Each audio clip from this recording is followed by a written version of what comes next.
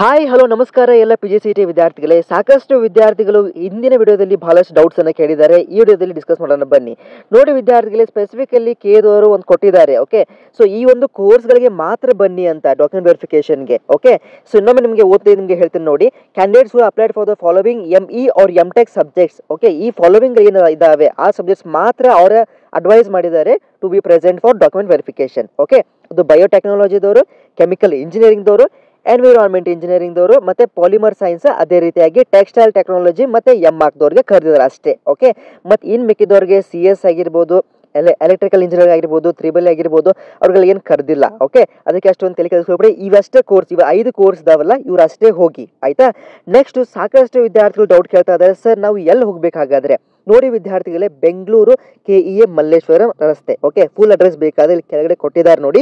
18th cross ಸಂಪಿಗೆ road, Malleshwaram, Bengaluru 560012 pin code ಕೂಡ ಕೊಟ್ಟಿದ್ದಾರೆ. ಓಕೆ, ಮತ್ತೆ ಸಾಕಷ್ಟು ವಿದ್ಯಾರ್ಥಿಗಳಿಗೆ MBA, MCA, ME, MTech, MArch ದವರಿಗೆ ಕರೆಕ್ಷನ್ ಮಾಡಲಿಕ್ಕೆ ಎಡಿಟ್ ಆಪ್ಷನ್ ವರ್ಕ್ ಆಗ್ತಾ ಇಲ್ಲ.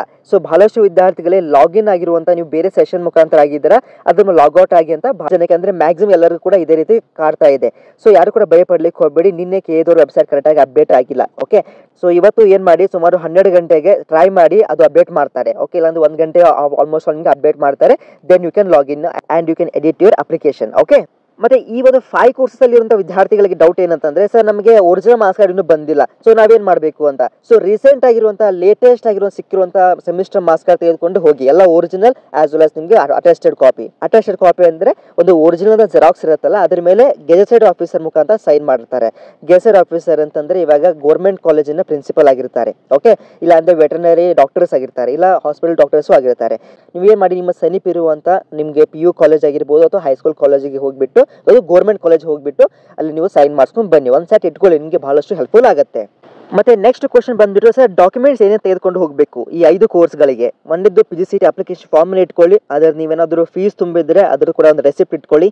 ಆಮೇಲೆ PGCET admit card, Aadhaar card, ಮತ್ತೆ SSC ಮಾರ್ಕ್ಸ್ ಕಾರ್ಡು, ಮತ್ತೆ PUC ಮಾರ್ಕ್ಸ್ ಕಾರ್ಡು, ಎಲ್ಲ ಆಲ್ ಸೆಮಿಸ್ಟರ್ ಮಾರ್ಕ್ಸ್ ಕಾರ್ಡ್ ಕೂಡ ಇಟ್ಕೊಳ್ಳಿ. ಇನ್ ಕೇಸ್ ನಿಮಗೆ ಪ್ರೊವಿಷನಲ್ ಡಿಗ್ರಿ ಸರ್ಟಿಫಿಕೇಟ್ ಬಂದಿದ್ರೆ ಓಕೆ, ಇಲ್ಲಪ್ಪ ಅಂತ ನಿಮಗೆ ಬರೀ 7 ಸೆಮಿಸ್ಟರ್ ಅಷ್ಟೇ ಕೊಟ್ಟಿದ್ರೆ ಅದನ್ನೇ ತೆಗೆದುಕೊಂಡು ಹೋಗಿ. ಆಮೇಲೆ ಸ್ಟಡಿ ಸರ್ಟಿಫಿಕೇಟ್ ಕೂಡ ಇಟ್ಕೊಳ್ಳಿ. ಓಕೆ, ನಿಮ್ಮ ಕಾಲೇಜಲ್ಲಿ ಕೇಳಿ ಪಡೆದುಕೊಳ್ಳಿ. ಆಮೇಲೆ cost certificate, 2 passport size photos, ಮತ್ತೆ ಇನ್ ಕೇಸ್ ಇದ್ರೆ ಬರ್ತ್ ಸರ್ಟಿಫಿಕೇಟ್ ಕೂಡ ಇಟ್ಕೊಳ್ಳಿ. ಪೇರೆಂಟ್ ಆಧಾರ್ ಕಾರ್ಡ್ ಕೂಡ ಇಟ್ಕೊಳ್ಳಿ. ಮತ್ತೆ ಅದೇ ರೀತಿಯಾಗಿ ಅಟೆಸ್ಟೆಡ್ ಜೆರಾಕ್ಸ್ ಕಾಪಿಯನ್ನು ಇಟ್ಕೊಳ್ಳಿ. ಆಮೇಲೆ ಇವೆಲ್ಲ ಕೂಡ ಒರಿಜಿನಲ್ ಡಾಕ್ಯುಮೆಂಟ್ಸ್ ಇಟ್ಕೊಳ್ಳಿ. ಆಮೇಲೆ ನಿಮ್ಮ ಹತ್ರ ಕಾಸ್ಟ್ ಸರ್ಟಿಫಿಕೇಟ್, ಇನ್ಕಮ್ ಸರ್ಟಿಫಿಕೇಟ್ ಇತ್ತಂದ್ರೆ ಅದನ್ನು ಕೂಡ ಇಟ್ಕೊಳ್ಳಿ. ಪ್ಲಸ್ ಡೊಮೆಸ್ಟಿಕ್ ಸರ್ಟಿಫಿಕೇಟ್ ಇದ್ರೆ ಒಳ್ಳೆಯದು, ಇಲ್ಲ ಅಂದ್ರೆ ಪರವಾಗಿಲ್ಲ.